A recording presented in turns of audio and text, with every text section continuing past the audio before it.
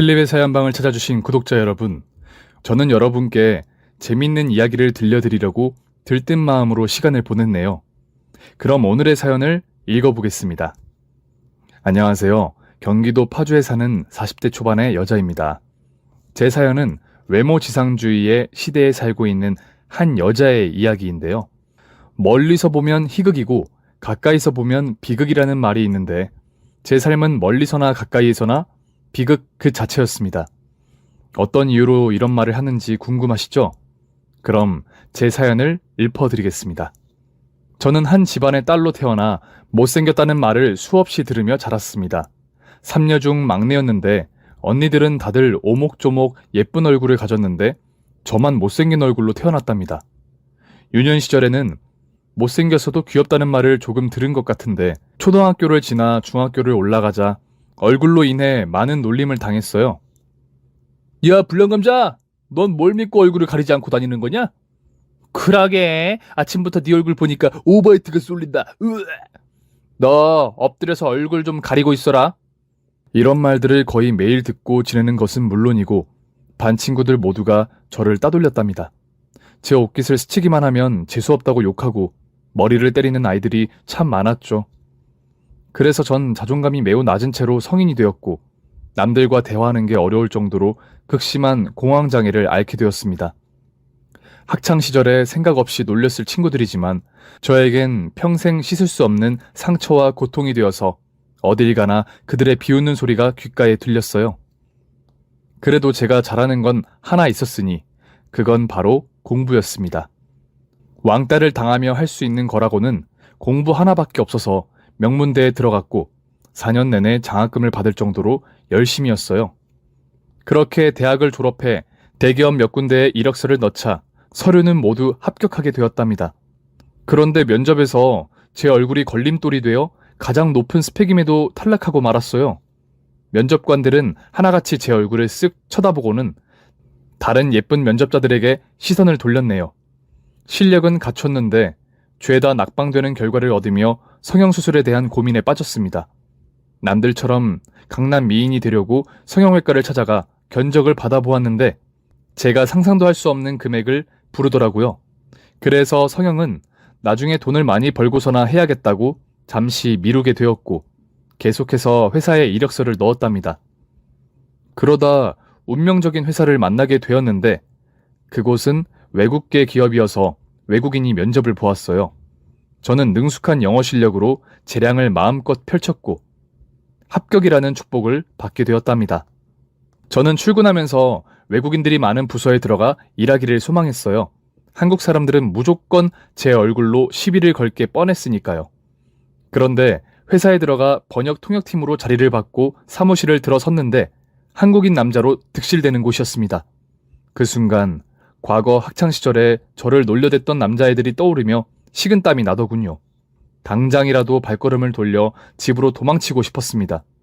하지만 더 이상 갈 곳도 받아줄 곳이 없을 거라 확신한 저는 마음의 준비를 하고 제 자리를 찾아 앉게 되었어요. 첫날은 인수인계만 받고 자리를 정돈하는 정도만 하고 퇴근을 하였고 이튿날부터 본격적인 업무를 시작했습니다. 남자 직원들은 제 앞에서 놀리거나 얼굴에 대한 이야기를 하진 않았는데 제가 보이지 않는 휴게실에서는 술안주처럼 잘근잘근 씹더라고요. 야, 새로운 신입 걔 뭐냐? 뭘 믿고 그 얼굴로 우리 회사에 들어왔대? 내 말에 미국 놈이 회사 대표인 게 문제야. 사람 얼굴을 안 봐도 너무 안 봐. 불량감자같이 생긴 년을 왜 뽑은 건지. 우린 그래도 자리가 멀어서 그나마 낫지. 박 대리는 바로 옆자리라서 죽을 맛이래. 여태껏 회사 다니면서 만족하지 않은 게 없어서 말뚝 박을 생각이었는데 불량감자 들어오고 나서는 이직할 생각까지 하고 있다더라. 그런 말들을 줄곧 들어온 저는 크게 기분 나빠하지 않고 못 들은 채 하고 넘어갔습니다. 결국 회사에서도 외톨이로 지내게 된 저는 점심밥도 늘 혼자 먹어야 했고 퇴근 후 회식 같은 자리에도 불리지 않게 되었답니다. 그렇게 1년의 시간이 지나자 회사 업무를 완벽하게 수행하게 되었고 외국인인 회사 대표님께도 인정을 받았어요. 게다가 월급까지 만족하고 있으니 이 회사에 뼈를 묻을 생각이었죠. 세월이 흘러 31살이 되자 대리로 승진하게 되었고 전에 하던 일보다 더 어려운 일을 맡게 되었습니다. 하지만 취미이자 특기가 공부인 저에게 어려운 난관은 며칠 만에 극복이 되었고 누구보다 실력으로 인정받는 직원으로 거듭나게 되었답니다. 저는 4년 동안 직장 생활을 하며 저에게 선물을 주고 싶어 뭘 살까 여러 가지로 고민했어요. 여전히 성형수술을 할 마음은 있었는데 제 얼굴의 견적이 어마어마하게 비싸서 나중에 멋지게 수술하겠노라 또다시 미루었답니다. 그래서 저는 자동차를 사기로 했어요. 경차 정도는 쉽게 유지할 수 있을 것 같아 차량을 먼저 골라놓고 자동차 매장으로 향했습니다. 이윽고 영업사원이 제 앞에 나타났는데 저도 모르게 웃음이 나오고 말았어요. 그분은 얼굴이 재밌게 생기셨는데 노래를 부르면서 등장했답니다. 노래 가사가 나는 멋있어, 잘생겼어, 뭐 이런 가사였는데 그 영업사원의 얼굴은 옥동자를 닮았거든요. 그래서 실수로 푹 소리를 내며 웃고 말았답니다. 아, 죄송해요. 제가 일부러 웃으려고 한 건 아니에요. 괜찮습니다. 제 얼굴이 웃기게 못생겨서 다들 보시기만 하면 빵빵 터지지요. 아니에요. 절대 못생기지 않으셨어요. 매력 있는 얼굴이에요. 그렇게 봐주시니 몸둘 바를 모르겠네요. 어떻게 우리 예쁜 손님은 어떤 차를 보러 오셨나요? 영업사원이라서 그런지 정해놓은 멘트를 그대로 쓰시나 봐요. 제가 예쁘다고요? 아, 이건 정해놓은 멘트 아닌데요. 진짜 손님이 예뻐서 예쁘다고 한 거예요. 대장금이 홍시맛이 나서 홍시맛이 났다고 말한 것과 똑같단 말이에요. 아, 정말 재밌으신 분이네요. 저는 경차를 보러 왔어요. 인생 첫 차라서 비싸지 않고 연비 좋은 거로 사려고요. 인터넷으로 미리 봐두고 왔습니다. 그러자 영업사원은 바로 팜플렛을 꺼내와 제가 타고 싶은 차량을 보여주며 색상과 옵션 이야기를 나누었습니다. 저는 얼굴만큼이나 튀는 걸 싫어해서 검정색으로 사기로 했고 옵션은 따로 추가하지 않았답니다. 그렇게 계약서를 쓰고 나오려는데 그가 저를 불러 세웠습니다. 저 손님? 아니, 윤정씨. 첫눈에 반했습니다. 네? 뭐에 반했다고요? 지금 내 앞에 있는 그대에게 반했다고요. 이 안에 윤정씨 있다. 연예인이 했던 대사를 인용해서 저에게 고백하는데 재밌으면서도 낯설었습니다. 인생을 살면서 평생 손가락질을 받으며 살아온 저에게 제대로 된 사람 대우를 이상으로 대해주는 남자는 처음이었으니까요. 그 남자가 거짓말을 하는 것이어도 그 순간만큼은 제가 공주가 된 기분이었답니다. 농담도 잘하시네요. 아무리 영업이 좋아도 그렇지 그렇게 여자 손님들한테 막 들이대면 좋아합니까? 저 농담도 아니고 여자 손님한테 처음으로 고백하는 거예요. 제 진심이 느껴지지 않으세요? 이 심장이 타는 냄새가 나지 않냐고요. 처음엔 장난인 줄 알았는데 점점 붉어지는 그 남자의 얼굴을 보자 진심이라는 걸 깨닫게 되었습니다. 저는 이럴 때 어떻게 대처해야 하는지 몰라서 그럼 어떻게 해야 해요? 제가 전화번호라도 드려야 하나요? 라고 묻자 오늘 저녁에 저랑 데이트합시다. 제가 맛있는 거 쏘겠습니다. 하고 그가 대답했어요. 그리고 정말 그날 저녁에 저에게 차를 판 영업사원과 식사를 하게 되었습니다. 난생 처음 남자와 단둘이 밥을 먹는 순간이었죠. 게다가 꽤나 비싼 레스토랑에 와서 먹는 거라서 감회가 새로웠답니다. 제 앞에 앉은 남자는 음식을 참 맛있게 먹었어요. 다른 남자들은 제 앞에 앉아 밥을 먹게 되면 온갖 인상을 쓰며 대충 몇 숟갈 뜨지 않고 자리를 떠나는데 이 남자는 진심으로 저를 편안하게 생각해주고 존중하고 있다는 느낌을 받았답니다. 그래서 저는 그 남자의 고백을 받아 사귀기로 했고 재밌는 연애가 시작되었어요. 승찬 씨는 저처럼 외모 때문에 취직이 되지 않아 자동차 영업사원이 되었다고 전했어요. 처음엔 못생긴 얼굴이 걸림돌이라 많이 힘들었는데 다분한 끼가 모든 걸 커버해주다 못해 고객들을 웃겨주어서 지역구 판매왕이 되어 수년간 억대 연봉을 지키고 있었죠. 승찬 씨, 나 그거 또 해줘. 옥동자가 하는 테트리스 노래. 아, 그거? 알았어. 그는 주크박스처럼 제가 뭔가를 듣고 싶다 하면 자판기처럼 마구마구 쏟아냈습니다. 승찬 씨는 연예인 성대모사도 무척이나 잘해서 카페 같은 데서 입만 열었다 하면 시선 집중이었어요. 그럴 때마다 제 어깨에 힘이 왜 이렇게 들어가던지 제가 대단한 남자와 연애하는 것 같아 많이 행복했답니다. 남자친구 덕분에 삶의 질이 수직 향상되어서 일주일 내내 웃으면서 보냈던 것 같아요. 그는 해가 바뀌어도 한결같이 저를 아껴주고 사랑해 주었고 제 입가의 미소가 마르지 않게 해주었습니다. 저희는 1년여간의 연애를 지속했고 켜켜이 사랑을 쌓아갔어요. 너무 깊어진 나머지 서로가 결혼을 갈구하게 되었죠. 저야 승찬 씨가 아니면 어떤 남자에게도 사랑받을 수 없을 것 같아 그를 꼭 붙잡고 싶어서 청혼을 단번에 받아들였답니다. 그리고 승찬 씨 집에 처음으로 인사를 하러 가게 되었는데 현관문을 열어준 승찬 씨 어머님의 얼굴을 보자 소스라치게 놀라고 말았습니다. 옥동자를 닮은 승찬 씨의 친모가 맞나 싶을 정도로 딴판인 절세미녀가 문을 열어주었거든요. 처음 뵙겠습니다. 승찬 씨 어머님 맞으세요? 그럼요. 승찬 씨 엄마니까 이 집에 살겠죠. 설마 내연녀로 생각하신 건 아니죠? 아니에요, 어머님. 그게 아니라 너무 미인이셔서 깜짝 놀랐어요. 영화배우를 만난 기분이라고요. 고마워요. 내가 한미모 한다는 소리를 좀 듣긴 했지. 우리 아들이 지 아빠를 빼다 박아서 나랑은 닮은 구석이 하나도 없답니다. 거실로 들어서자 예비 시아버지가 보였는데 승찬 씨와 똑같이 생긴 분이 소파에 앉아 계셨습니다. 저는 반갑게 인사를 드리고 자리에 앉아 승찬 씨와 교제 중이며 결혼을 생각하고 있다는 말을 전했답니다.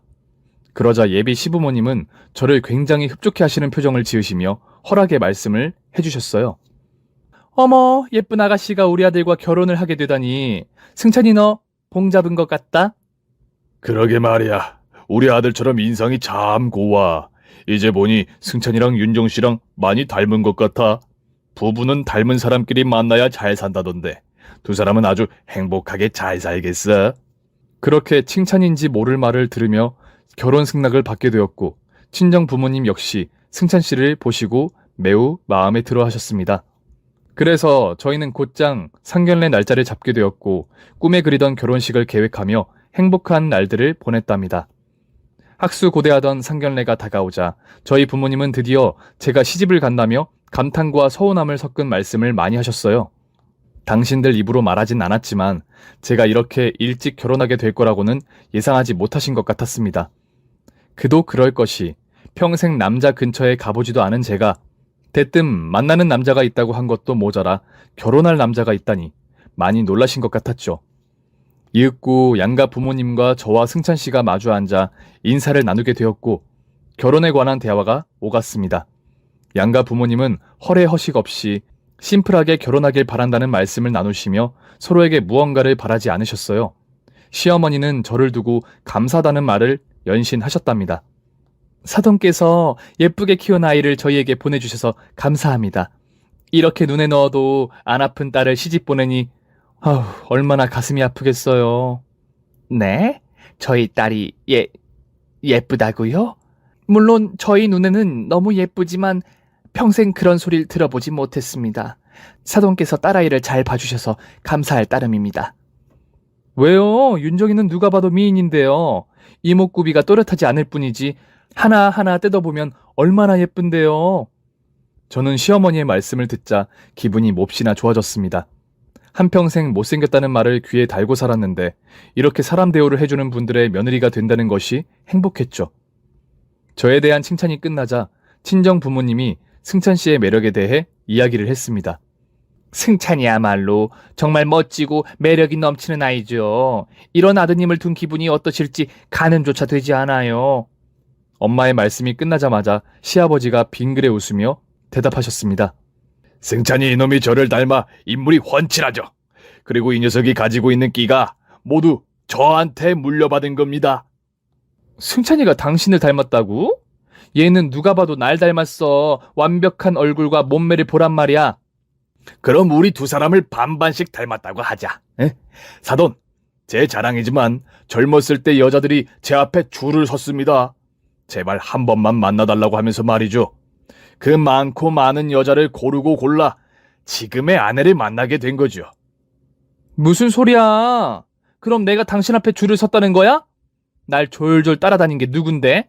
한 번만 만나달라고 사정했었잖아. 그랬나? 내 기억에는 당신이 나를 엄청 좋아해서 따라다닌 거로 알고 있는데 그런데 그게 뭐가 중요하겠어. 우리가 이렇게 행복하게 사는 게 중요한 거지. 여하튼 우리 잘난 아들과 어여쁜 새애기가 우리 부부처럼 알콩달콩 지지고 볶으며 잘 살면 좋겠습니다. 그럼요. 저희도 바라는 건 그거 하나예요. 싸우지 않고 서로를 아껴주며 살았으면 좋겠어요. 또 우리 애가 시집간다 해서 시부모님이 무서운 분들이면 어쩌나 싶었는데 너무 훌륭하고 좋은 분들이어서 마음이 놓이네요. 부디 우리 윤정이 좀 많이 예뻐해 주세요. 당연한 말씀이에요. 저희는 이미 윤정이를 딸아이로 받아들였습니다. 윤정이가 사돈의 자식이긴 하지만 자세히 보면 제 아내를 많이 닮은 것 같지 않으세요? 당신 생각은 어때? 그럼 나랑 닮은 구석이 많은 것 같아. 이에 저는 손사래를 치며 대답했습니다. 아니에요, 아버님. 어머님 같은 절세미인과 제가 닮았다뇨. 말도 안 돼요. 어머님은 제가 본 여자 중에 가장 아름다운 분이시라고요. 화기애애한 분위기와 여러 덕담과 칭찬이 오가며 상견례는 끝이 났고 식당을 나와 주차장에서 각자의 차로 돌아갔습니다. 그런데 친정엄마가 다급하게 오셔서 저에게 시어머니의 가방을 건네주셨어요. 윤정아! 네 시어머니가 식당에 놓고 나가셨나 보다. 얼른 갖다 드려. 갖다 드리고 올게. 종종 걸음으로 승찬씨 가족이 타고 있는 차량으로 다가갔습니다. 열려있는 창문에 시부모님의 모습이 보여서 바로 가방을 드리려고 했죠. 그런데 두 분의 대화가 제 걸음을 멈추게 했답니다. 당신, 아까 한 말 진심이야? 새애기가 날 닮았다고 한 게 진심이냐고? 어? 그건 그냥 사돈들 듣기 좋으라고 한 소리지. 아무튼 기분 나빠. 내가 새애기를 닮았다니. 나도 승찬이랑 판박이라고 말했잖아. 내가 어딜 봐서 아들놈이랑 닮았어. 내가 훨씬 더 잘생겼잖아. 승찬이는 당신을 닮았지. 뭐야? 무슨 말을 그렇게 심하게 해? 차라리 욕을 해, 이 인간아. 아까는 승찬이가 당신을 닮았다고 이야기했잖아. 그거야. 사돈들 앞에서 빈말을 한 거잖아. 하여튼 승찬이는 당신을 빼다 박았어. 알아들었어? 그러자 운전석에 앉아있던 승찬씨가 말했습니다. 엄마, 아버지, 그만들 좀 하세요. 내 얼굴이 어떻다고 자꾸 흉을 보고 그러세요? 그리고 윤정이 정도면 예쁜 얼굴인데 엄마랑 닮았다고 한 게 뭐가 그리 언짢으신 거예요? 시부모님은 그 말을 듣자 운전석에 있는 승찬씨 뒤통수를 번갈아가며 날렸습니다. 저는 기분이 나쁘진 않았지만 지금 가방을 돌려드려도 되나 고민을 했어요. 그런데 백미러로 저를 발견한 승찬씨가 차에서 내려 무슨 일로 왔느냐고 물었습니다. 어머님이 가방을 두고 가셔서 가져왔어. 어머님, 아버님, 오늘 너무 감사했어요. 어머, 우리 새애기구나. 어쩐지 네가 우리 차 있는 데로 걸어오는데 빛이 나는 것 같았다. 언제 봐도 우리 새애기는 참 예뻐. 그럼 우리 며느리는 당신을 닮아서 절세 미인이라니까. 두 분은 민망했는지 괜한 말을 하시며 방금 상황을 모른 척했답니다. 저는 일부러 말해봤자 분위기만 민망해질 것 같아 엷은 미소를 짓고 돌아섰네요. 그제야 시부모님의 눈도 다른 사람들과 다르지 않다는 걸 알았습니다. 당신의 아들이 옥동자를 닮은 추남이라는 것과 제가 불량감자처럼 못생겼다는 걸 말이죠. 그래도 앞에서는 예쁘다고 축켜 세워주시니 별다른 문제가 있을 것 같지 않았어요.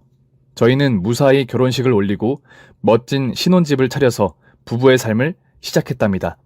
그이는 일을 마치면 집으로 달려와 저를 가만두지 않고 마음껏 사랑해 주었어요. 이런 순간이 저에게 일어날 줄은 예전엔 미처 상상도 하지 못했답니다. 남편은 저에게 콩깍지가 제대로 씌었는지 제가 김태희와 송혜교보다 훨씬 예쁘다고 말하며 제 얼굴을 매일같이 어루만져 주었어요. 신혼의 달콤함을 느끼며 행복을 마음껏 볶고 있는데 조금 우울한 사건 하나가 벌어졌답니다. 회사에서 말이죠. 저희 팀 부장님의 딸이 결혼한다고 회사에 있는 모든 직원들에게 청첩장을 돌렸는데 이상하게도 저만 받지 못했답니다. 저는 부장님이 실수로 빠뜨린 줄 알고 아무 생각 없이 부장실에 문을 두들겼어요. 부장님, 따님이 결혼하신다면서요. 저 청첩장 못 받았는데 하나 주세요.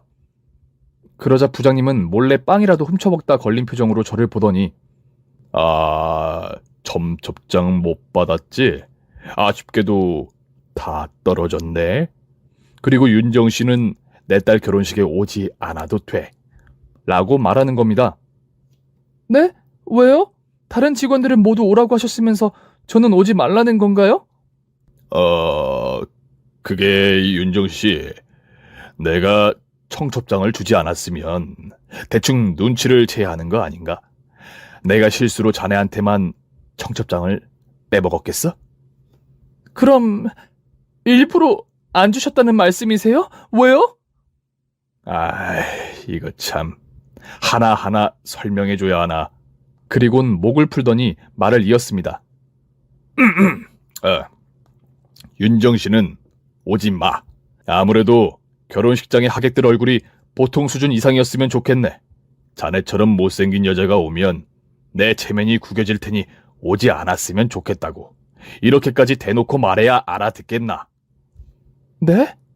제가 못생겨서 오지 말라고요? 무슨 그런 말도 안 되는 변명이 다 있어요? 부장님, 원래부터 이런 분이셨나요? 사람 얼굴 가려서 초대하고 한 사람 바보 만드는 못된 분이셨냐고요? 저의 목청이 크게 울려 퍼지자 부장실 유리 너머의 직원들이 시선을 집중했습니다. 그러자 부장님이 자리에서 일어나 블라인드를 치고 말을 이었어요. 윤정 씨, 무슨 말이 그렇게 많아? 자네가 단순히 못생겼으면 이렇게까지 하지 않아! 그런데 자네는 기분 나쁘게 못생겼다고. 회사에서 자네를 뭐라 부르는지 알아? 불량감자라고 불러. 얼마나 못생겼으면 그런 소리가 나왔겠어? 자네가 내 결혼식장에 오면 사람들 눈을 버리게 만들 거란 말이야. 알아들었으면 내 방에서 꺼져! 지금 말 다 하셨어요? 이것도 엄연히 성희롱이에요. 저 대표님한테 가서 모두 말하겠습니다. 이게 오냐오냐 했더니 부장 머리 위를 기어오르려고 하네? 너 지금 코쟁이 대표한테 가서 이러면 뭐가 나아질 것 같냐? 내가 초대하기 싫은 사람을 초대하지 않은 게 무슨 큰 죄라도 되는 것 마냥 말하는데 여긴 대한민국이야. 자유민주주의라고. 그래요. 못생긴 저는 부장님 딸 결혼식에 얼씬도 하지 않겠습니다. 됐죠? 그래, 고맙네. 절대 오지 마. 제발 오지 마. 무조건 오지 마. 뒤를 돌아 그 말을 듣자 눈물이 핑 돌았습니다. 평소 부장님이 제 칭찬을 많이 하셔서 좋은 분이라고 확신했었는데 다른 직원들보다 더한 사람이었어요. 저는 더는 일할 기분이 아니어서 반차를 내고 집으로 돌아가 엉엉 울었답니다. 화가 풀릴 때까지 울려고 침대에 얼굴을 파묻고 있었는데 안방 문이 스르륵 열리며 누군가 저를 불렀습니다. 세아가 무슨 일이야? 무슨 일인데 서럽게 울고 있는 거니? 설마 승찬이 그놈이 너 속썩이니? 어머님, 언제 오셨어요? 연락도 없이 오셨네요. 나야, 니들 반찬 좀 채워주려고 왔지. 세혁이 너 눈이 퉁퉁 부었다. 도대체 무슨 일이야? 승찬이가 무슨 짓을 한 거니? 아니에요. 그 애는 저를 세상 누구보다 예뻐해주고 사랑해줘요. 저희 부부는 하나도 문제가 없어요. 그럼 무슨 일이야? 누가 널 이렇게 울린 거냐고? 시어머니는 제 부은 눈을 만지며 호통을 치셨습니다. 누군지 말하지 않으면 한 발자국도 물러서지 않겠다고 으르렁거리셨죠. 그래서 어쩔 수 없이 회사 부장님 이야기를 전하며 또다시 눈물바다를 만들었습니다. 뭐야? 세상에 그런 인간이 다 있어? 이 조사버릴 상놈의 자식. 그런 놈은 가만두면 안 돼. 세아가 내가 네가 당한 수모의 100배, 아니 1000배로 갚아주마. 그러니 그만 울고 물 좀 마셔.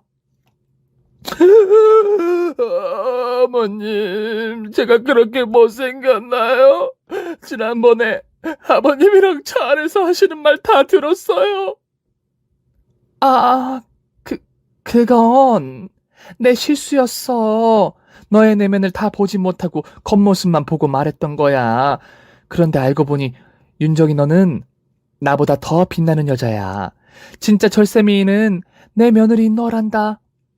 시어머니는 저를 안아주시며 지난날에 사과하셨고 부장님 사건은 곧 응징해 주시겠다고 말씀하셨습니다. 그날 저녁 시아버지와 남편이 집으로 와서 제가 당한 일을 듣게 되었고 다 같이 흥분해서 주먹을 불끈 쥐었어요. 시아버지가 무슨 결심을 하셨는지 시어머니와 남편에게 이 일을 어떻게 해결할지 설명해 주셨답니다. 저는 시댁 식구들이 하자는 대로 가만히 있을 생각이었죠. 이튿날 제가 출근하려고 하자 남편이 제 뒤를 따라 나왔고 주차장을 가자 시부모님이 대기하고 계셨어요. 저희 네 사람은 남편 차에 올라 회사로 향했습니다. 이윽고 회사 안으로 안내하고 부장실이 어딘지 알려드렸어요. 시아버지가 제 어깨를 토닥이며 말씀하셨습니다. 세아가, 넌 뒤에서 구경이나 해라. 우리가 부장 자식을 어떻게 만들어주는지 말이야. 그래, 그 자식 면상이 어떻게 구겨지는지 잘 보라고. 여보, 부장 자식이 당신에게 진심 어린 사과하도록 만들어줄게. 세 사람은 나란히 서서 부장실의 문을 발로 차서 열었습니다. 그러자 부장님이 놀란 얼굴로 자리에서 일어났어요. 누구시죠? 나 윤정이 애비요. 난 윤정의 엄마고. 난 윤정이 남편이다, 이 자식아. 그런데 여긴 무슨 일로? 시어머니가 먼저 부장님의 면전 앞으로 다가가 속사포 욕을 시작했습니다. 이 개나리 후레지아 같은 상놈의 자식아, 네가 감히 내 딸에게 못생겼다고 면박을 줘? 얼마나 잘생긴 새끼인지 보러 왔는데 네 면상은 진화가 덜 된 오스트랄로피테쿠스처럼 생겼다. 이어서 시아버지가 부장님의 멱살을 잡았습니다. 다시 말해봐. 어제처럼 내 딸에게 했던 소리를 똑같이 해보라고. 넌 그런 소리를 해도 뒤지게 맞을 거고 안 해도 뒤지게 얻어 터질 줄 알아. 이 새끼가 감히 남의 마누라한테 불량감자라고 했겠다. 그러고도 네가 무사할 줄 알았냐? 너의 그 혓바닥을 업어치게 해주겠어. 이리 와, 혀내밀어! 세 사람이 강하게 나가자 부장님은 뒷걸음질을 치며 겁을 먹었습니다. 왜들 이러십니까? 제가 뭘 잘못했다고 이러세요? 서윤정 대리가 내 딸 결혼식에 오면 안 될 것 같아서 설명한 것뿐이라고요. 어쭈, 그러니까 내 마누라를 왕따 시킨 거네? 외모 비하에 이어서 왕따 조장까지. 이거 아주 똥물에 목욕시킬 새끼네. 너 이리 와봐. 도망가지 말고 이리 오란 말이야. 승찬아, 그 자식 붙잡아라. 여보, 당신도 붙잡아봐. 시어머니는 비닐봉지에 챙겨온 메주 덩어리를 부장 면상에 던졌습니다. 그리고 시아버지가 부장의 머리채를 잡았고 남편이 뒤에서 똥침을 연신 찔렀답니다. 부장은 고통의 비명을 지르며 잘못했다고 용서해달라는 소리를 절로 뱉어냈어요. 그러자 부장을 놔주며 시아버지가 말씀하셨답니다. 내 딸한테 무릎 꿇고 사과해. 용서를 해줄지 모르지만 일단 납작 엎드려서 빌란 말이야. 네네, 알겠습니다. 선생님, 알았으니까 때리지 마세요. 잠시 후 부장은 무릎을 꿇고 두 손을 싹싹 빌며 저를 향해 용서를 구걸했습니다. 윤정씨, 내가 어제 너무 심했어. 말을 그렇게 해서는 안 됐는데 막말을 하고 말았어. 그리고 자네만 내 딸 결혼식에 초대하지 않은 거 진심으로 사과하네. 내가 왜 그런 막대먹은 생각을 했는지 나조차도 모르겠어. 진심으로 미안해. 그러니 용서해주고 식구들을 모시고 나가주면 안 되겠냐? 저는 부장님 앞으로 터벅터벅 걸어가 따귀를 세게 한 대 날렸습니다. 어제 내가 당신 때문에 얼굴이 퉁퉁 부을 정도로 울었어. 지금 내 얼굴 보이지? 당신도 이렇게 부을 때까지 쳐맞아봐. 저는 짝짝 소리를 내며 제 가슴에 난도질한 놈의 따귀를 연거푸 날렸습니다. 이윽고 부장의 얼굴이 벌겋게 부어오르자 제 흥분이 가라앉더군요. 이제 됐냐? 윤정씨, 이제 만족해? 아니요. 이제 하이라이트가 남았어요. 대표님 들어오세요. 저는 회사로 출근하며 어제 일을 대표님께 영어로 설명하며 억울하고 화가 난다고 전했습니다. 그러자 대표님은 이번 일을 그냥 넘어갈 수 없겠다고 하셨죠. 제 부름에 대표님이 문을 열고 들어오셔서 저희 부모님과 남편에게 어색한 한국말로 인사를 건넸습니다. 안녕하십니다. 나는 윤정 씨의 보스이다. 어제 불미스러운 일이 있다 해서 이렇게 찾아왔습니다. 아이고, 회사 대표님이 아주 훤칠하시구먼. 마치 내 젊었을 때 얼굴을 보는 것 같구만. 에? 헤이, 헤이, your face, my face, 쌤쌤. 그 말에 시어머니가 웃음을 참지 못하고 터뜨렸고 남편 역시 웃음이 전염되어 깔깔거렸습니다. 저는 이 상황이 왜 웃긴 것인지 대표님에게 영어로 설명했습니다. 그러자 대표님은 제 시아버지가 자기보다 미남이라고 칭찬하며 함께 웃었어요. 그리고 잠시 후 무릎 꿇고 있는 부장 얼굴을 검지손가락으로 가리켰습니다. 이봐, 부장. 당신은 오늘 프로 해코야. 너 같은 새끼는 우리 회사에 필요 없다. 일도 못하는 새끼가 어디서 직원을 모욕하고 왕따시켜. 이 시간 프로, 넌 백숙이다. 당장 나가. 대표님, 백숙이 아니라 백수요. 오케이. 백숙, 한국말 졸라 어렵다. 빨리 커지라고, 새끼야! 무릎 꿇은 부장은 대표님을 향해 잘못을 빌기 시작했어요. 하지만 절대 들어주지 않으며 어색한 한국말로 계속 욕했습니다. 이 통물에 목욕시킬 새끼야! 닥치고 꺼져! 그리고 네 딸 결혼식에 우리 회사 직원 아무도 보내지 않을 거야. 대표님, 한 번만 봐주세요. 제가 이렇게 빌겠습니다. 제발 한 번만 용서해 주세요. 윤정 씨도 이제 화가 풀렸으니까 대표님 좀 말려줘. 영어로 샬라샬라 설명 좀 해달라고. 저는 화가 풀려서 대표님께 퇴사시키는 건 아닌 것 같다고 설명했는데 대표님은 노노하시며 부장의 명패를 바닥에 내팽개치며 두동강을 냈답니다. 그리고 경비를 불러 질질 끌려나가게 하셨죠. 더불어 대표님은 직원들을 불러 모아 뒤에서 직원들 욕을 하거나 비하하는 발언을 할 경우 부장 꼴이 날 줄 알라고 경고했습니다.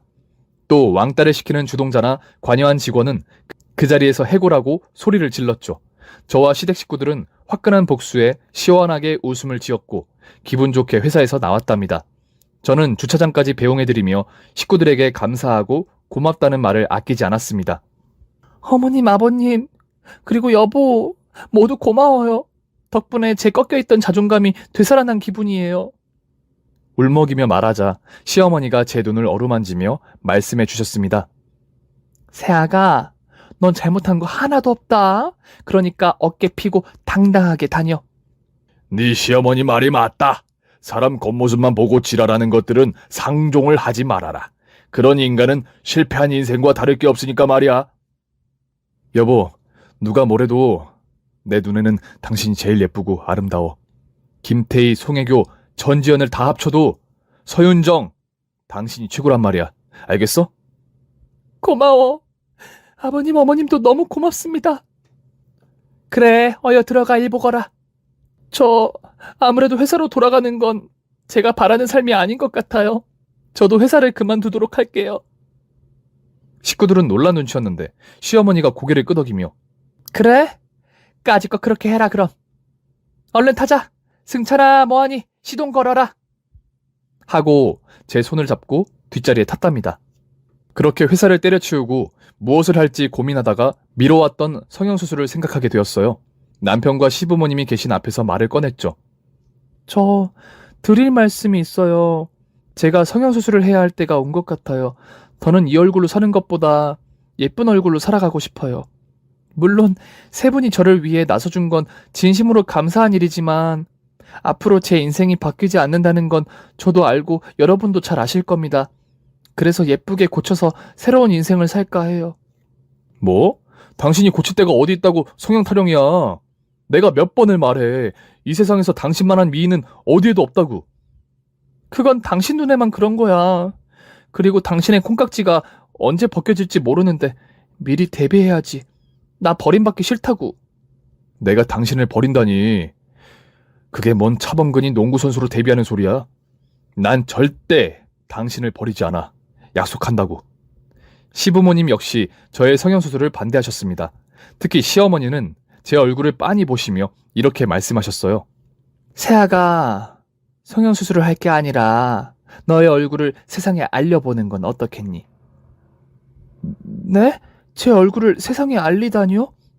너 우리랑 사업 하나 해보지 않을래? 시어머니는 어떤 사업 아이템인지 장황하게 설명하며 제가 성형하려는 마음을 없애려는 것 같았습니다. 저는 식구들의 의견에 못 이겨 성형을 포기하게 되었고 시어머니 말씀대로 사업하기로 결론을 내렸어요. 2달 동안 사업 장소에 인테리어 공사를 하고 간판을 달고 시작을 알렸습니다. 저희가 하려는 사업은 청국장과 보리밥 가게를 여는 것이었답니다. 시어머니는 저에게 기분 나쁘게 듣지 말라며 말씀하셨는데 제 얼굴이 매주를 닮았으니 그와 연관된 사업을 하면 좋겠다고 하셨답니다. 그래서 간판에 제 사진을 크게 넣어서 청국장집을 오픈하게 되었죠. 그런데 오픈 첫날부터 반응이 너무 뜨거워서 혼났습니다. 사람들의 줄이 다른 식당에 불편을 줄 만큼 길어서 번호표를 만들어야 했다니까요. 물론 청국장과 보리밥 맛이 일품인 탓이 있겠지만 간판에 매주 같은 제 얼굴이 걸려 있어 손님들에게 통한 거라며 시댁 식구들이 추켜 세웠답니다. 세아가 내가 뭐랬니? 무조건 대박 날 거라고 했지? 그리고 아직도 네가 추녀라고 생각하는 건 아니지? 네 얼굴을 보고 밥을 먹으러 온 사람들이 이렇게나 많은 걸 보니 느껴지는 게 있지 않아? 미의 기준은 사람마다 모두 다른 거야. 그리고 외모는 껍데기에 불과하다고. 중요한 건 사람의 내면이 얼마나 곱고 아름다우냐야. 아무리 예쁜 얼굴을 가졌어도 쓰레기 같은 성격이라면 언젠가 얼굴에 쓰레기 같은 내면이 드러나게 되어 있다고. 세아가, 너는 내면의 아름다움이 얼굴에 그대로 드러난 아이야. 보면 볼수록 예쁘고 매력이 있단 말이야. 어머님 감사해요. 저를 이렇게나 깊이 생각해 주시다니. 다시는 성형수술 이야기는 꺼내지도 않을게요. 그래, 우리 같이 이 청국장집을 잘 운영해서 체인점으로 내보도록 하자. 전국에 네 얼굴이 알려지도록 말이야. 이 엄마만 믿거라. 우리 예쁜 딸내미.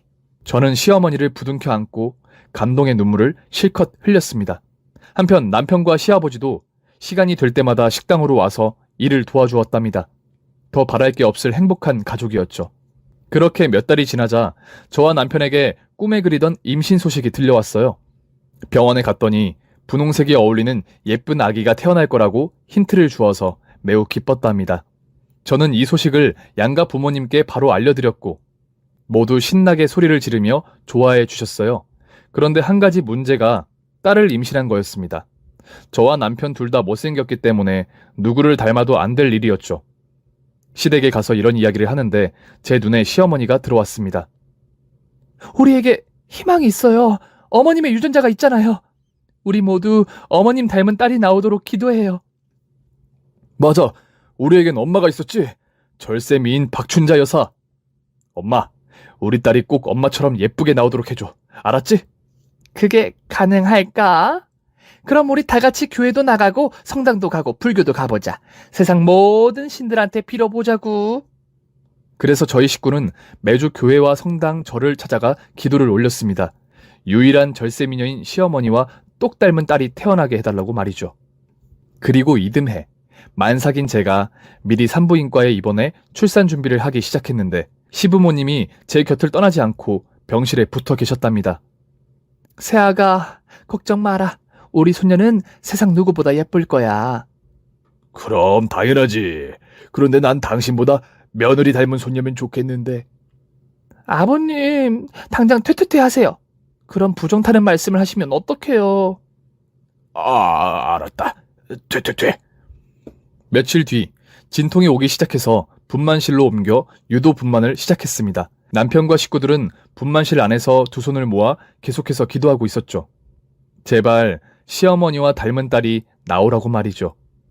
아이를 낳으려는 저는 시어머니의 이름을 계속해서 외쳤습니다.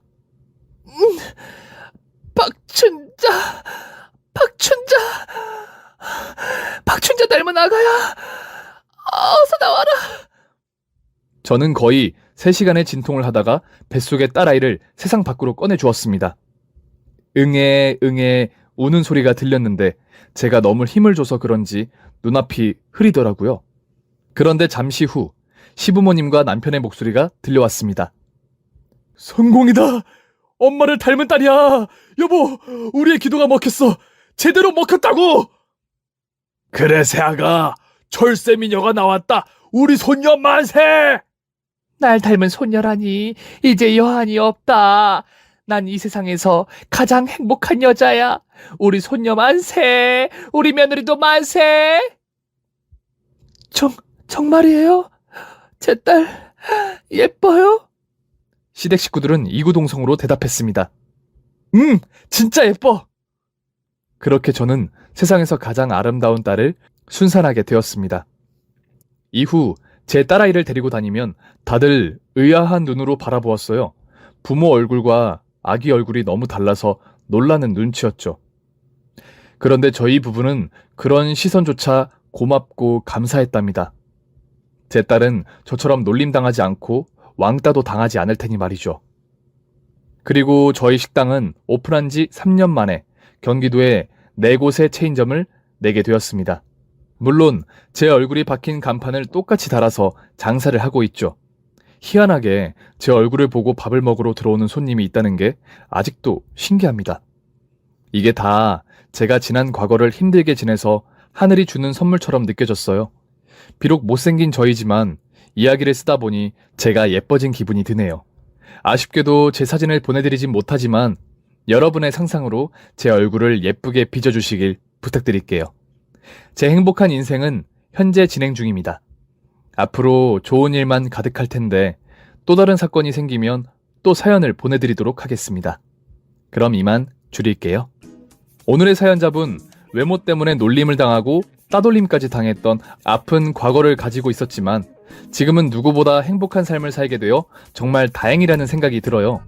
그리고 예쁜 따님까지 낳으셨으니 얼마나 기쁘실까요? 그럼 여러분들의 응원의 댓글로 사연자분을 더 기쁘게 해주시길 부탁드릴게요. 그리고 저 필립은 다음 시간에도 아주 재밌는 사연을 가지고 돌아오겠습니다. 모두 행복한 하루 보내세요.